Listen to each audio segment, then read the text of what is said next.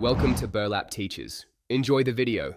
You start by opening Google Pay and confirming your account is verified and linked to a bank or card.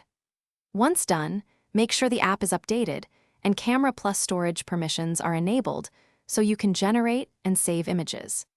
If you plan to print the QR onto plastic, decide that now because you will need a high-resolution image and a printing vendor. Otherwise, you can use the on-screen QR for immediate payments. You next generate the actual QR code from the Pay or Receive section. Tap the option to show your QR, choose a fixed amount if needed, and then use the app's Save or Export function. If no export exists, take a full-screen screenshot at native resolution.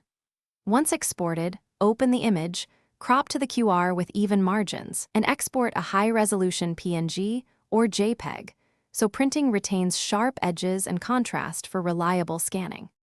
You finish by sending the high-res QR image to a reputable plastic card printer or ordering from an online vendor that accepts custom images. Make sure to specify exact card dimensions, strong contrast colors, dark QR on light background, and lamination if you want durability. Request a test print or proof. Once you receive the card, test the QR code with multiple phones and camera apps to confirm readability. If scanning